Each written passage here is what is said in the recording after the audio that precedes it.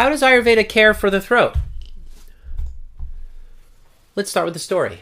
When my daughter, Carmela, was 6 months old, she got a mild fever, and day 2, she refused to eat or drink anything. And I was concerned, but I thought it was sometimes it's normal for kids to lose their appetite when they're sick. But after 24 hours, then 48 hours, she started to get a little listless, and I started to become very concerned. And I was going to take her to the doctors, but, for another opinion. And I had tried a lot of, home and herbal remedies.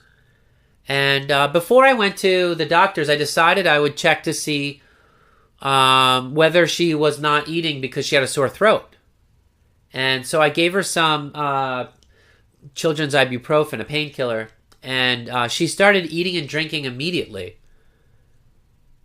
And then soon after that, she was better. And so, I had this real harrowing experience with that because, I really didn't know what it was going to take to get her to eat food again. But it really just was this sore throat, and the painkiller helped, and she got better soon.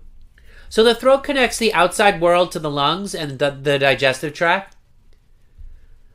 And so it's constantly exposed to the environment, and that makes it very vulnerable to infection. Your throat houses your voice box, which is responsible for communication and production of sound. And if you get a bad sore throat, then you won't be it's going to change your voice, and you may lose your voice, or your voice becomes hoarse. A blockage or obstruction in the throat can impede breathing, intake of food and liquid, and communication. So throat's a really important area. We've got to pay attention to it. It's generally, you have the trachea and the esophagus, and the throat kind of connects the two. It's positioned in front of the vertebra in the neck, in the front of the neck. And let's take a look here. You can see the whole throat in this bottom photo, kind of starting with the adenoids at the top. There are these tonsils, the pharyngeal tonsils at the top, and then the tonsils at the sides of the mouth and on the tongue. And this whole pharynx, this whole upper area above the voice box. And then you have the larynx, which is the upper part of the windpipe, all the cartilage and tissue around there. And any one of the pharynx or the larynx can get inflamed.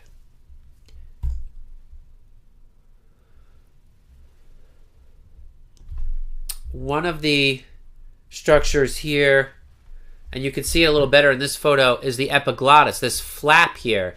And when you swallow, this flap closes, sealing off the windpipe, making sure that food doesn't enter the lungs. And if we jump back to this previous slide, you can actually see a real epiglottis in this photo. This is a camera sort of pushed to the back of the mouth, looking down the throat.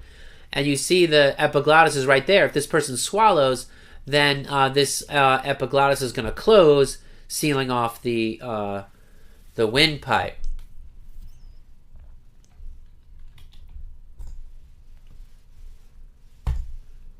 There's a picture of your vocal cords. This is just behind that flap that we saw in the previous photo.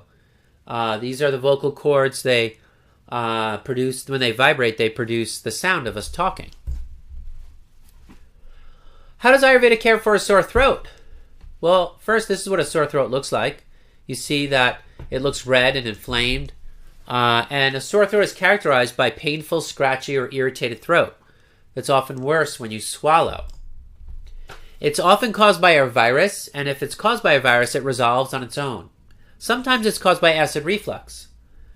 And this typically is the case if you wake up in the morning with a sore throat, because the acid is regurgitating during the night, and it goes up the esophagus and starts to irritate the throat and voice box. So if you have a sore throat in the absence of any respiratory infection, or you have a sore throat every morning, consider acid reflux as a cause. And also, sore throat can be caused by bacterial infection like strep, and strep throat requires treatment. If you're yelling too much at a sporting event, you can make your throat sore. And if you're mouth breathing, you can make your throat sore too. The respiratory tract is designed for inhalation through the nose. When you breathe through your nose, the nasal passages humidify the air, and they warm up the air, and they filter out dust and dirt, etc., so that the air is ready to go into your lungs. And without that, the air is very dry and irritating to the respiratory tract. Now, mouth breathing may be necessary if your nose is blocked, stuffed, or congested. If you're exercising and your muscles need more oxygen, you may have to mouth breathe. But some people are in a habit of mouth breathing in general, and they should work to change that habit. A sore throat can be caused by air pollution, and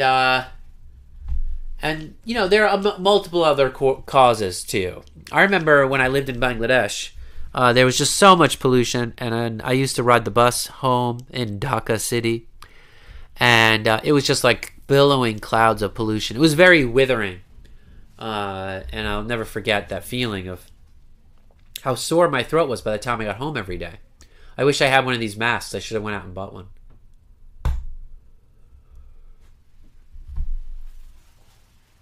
So, Vata sore throat is caused by dryness, and a Kapha sore throat is caused by sweet blood. After eating sweet foods or just naturally, Kapha sweet blood encourages the proliferation of bacteria, and then those bacteria irritate the throat. Ayurveda provides lots of remedies for a sore throat. One, you can gargle with salt water, which soothes a sore throat and prevents infection.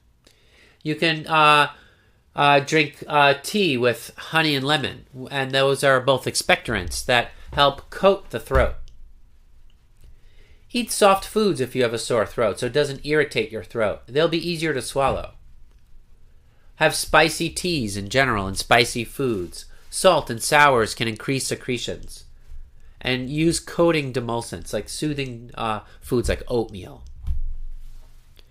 Here's a good throat remedy. Honey and spice throat coat with 2 pinches of black pepper each.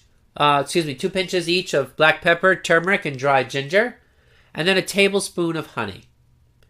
Combine that into a paste and lick slowly to coat the back of the throat with that formula. And the heat and spices there will be really supportive to the throat.